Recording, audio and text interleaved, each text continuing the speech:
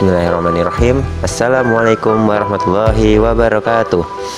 Halo anak-anakku semuanya, kelas 4A dan 4B, dan anak-anakku semuanya SDIT Cendekia. Apa kabar anak-anakku semuanya? Semoga anak-anakku semuanya selalu dalam keadaan sehat dan selalu dalam lindungan Allah Subhanahu wa Ta'ala. Nah, pada pertemuan kali ini kita di kelas 4 akan memasuki tema 3, subtema 2, yaitu tentang keberagaman makhluk hidup di lingkunganku.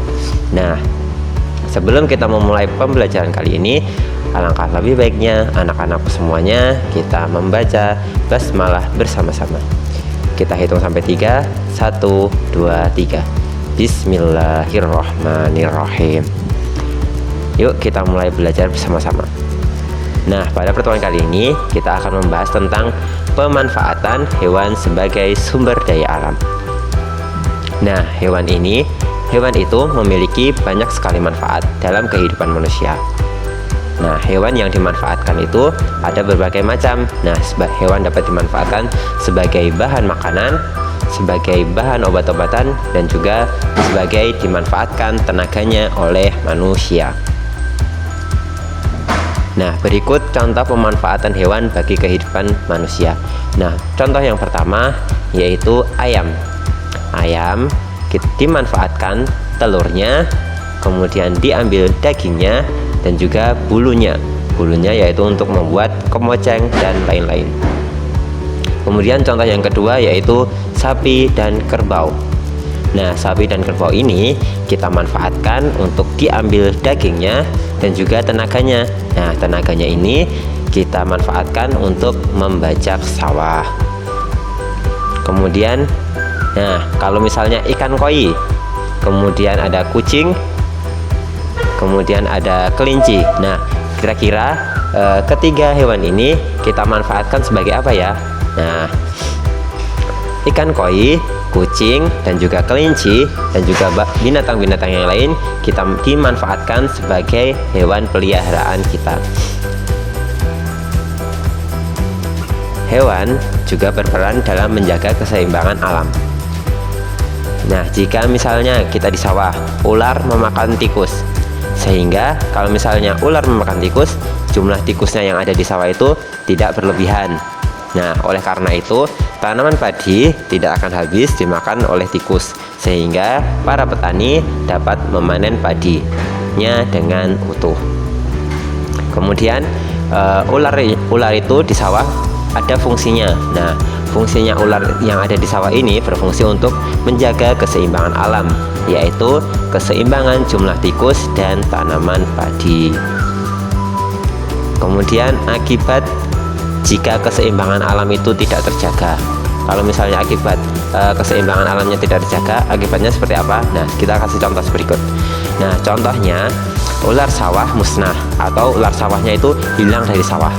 Kalau misalnya ular sawahnya itu hilang, otomatis tikus yang sebagai hamanya padi itu tidak ada pemangsanya lagi. Nah, kalau misalnya tikus tidak ada yang memangsa lagi, maka jumlah tikusnya lama-lama akan semakin banyak atau semakin meningkat. Akibatnya, kalau misalnya tikusnya semakin banyak, akibatnya tanaman padi pada petani akan habis dimakan oleh tikus. Nah, cara menjaga keseimbangan alam. Cara menjaga keseimbangan alam ini yang pertama yaitu tidak memanfaatkan hewan secara berlebihan.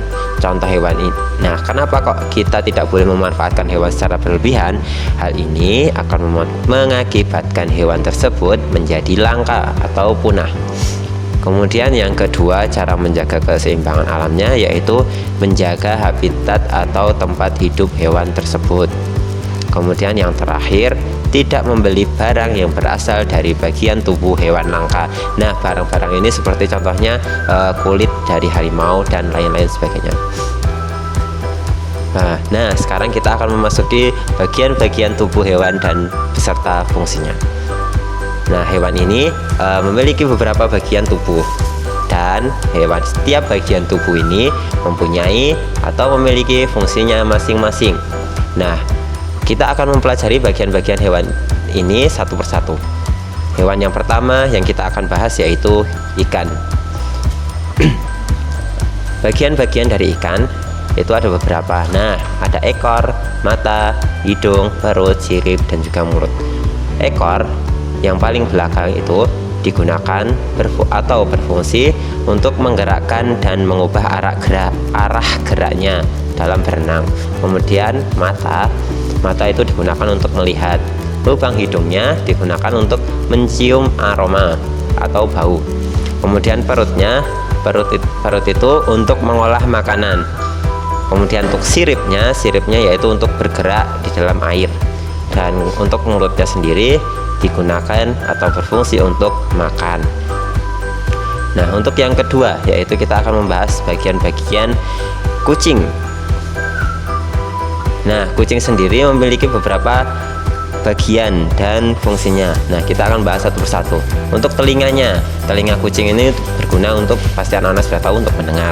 Kemudian rambutnya digunakan untuk menutupi tubuhnya. Kemudian ekornya digunakan untuk keseimbangan. Kemudian kakinya digunakan untuk berjalan dan juga menerkam mangsanya. Perutnya digunakan untuk mengolah makanan. Mulut dan juga giginya digunakan untuk makan. Hidungnya digunakan untuk mencium aroma atau bau-bau di sekitar. Kemudian matanya digunakan untuk melihat benda-benda di sekitar. Yang ketiga kita akan membahas tentang kata. Nah, kata ini memiliki bagian-bagian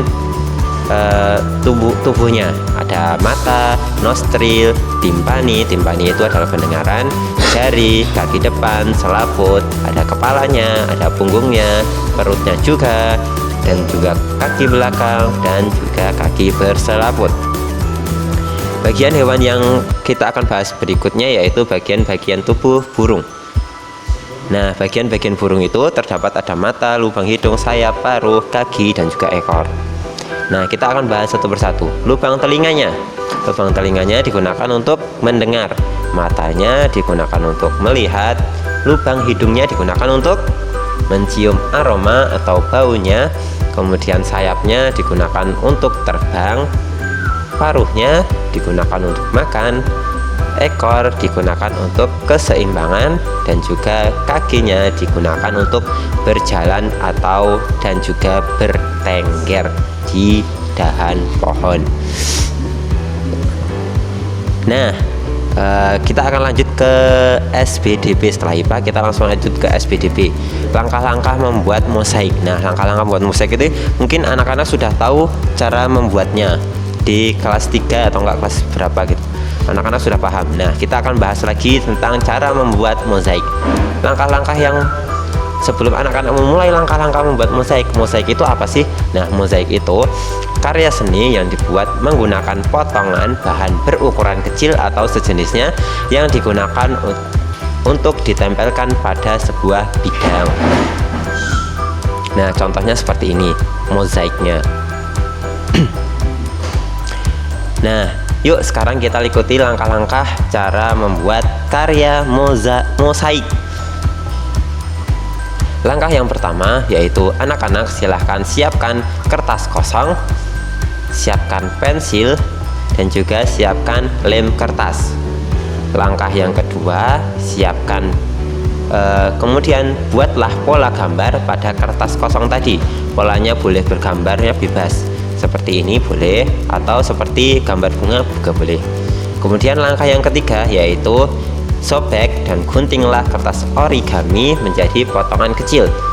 Kita gunting atau sobek hingga menjadi potongan kecil-kecil berwarna-warni. Kemudian langkah yang keempat yaitu berilah lem di seluruh permukaan pola gambar. Nah, setelah kalian anak-anakku menggambar tadi, seluruhnya diberikan lem. Langkah berikutnya yaitu tempelkan potongan kertas origami tadi satu persatu pada pola yang telah diberikan lem. Nah, mulai tempelkannya satu persatu pada lem tadi yang sudah ditempelkan. Kemudian langkah yang berikutnya yaitu kita rapikan seluruh bagian pola yang tertutupi dengan potongan kertas origami sehingga potongannya menjadi lebih rapi. Nah, begitu untuk anak-anakku semuanya. Pertemuan kali ini kita telah membahas bagian-bagian tubuh hewan dan juga mozaik.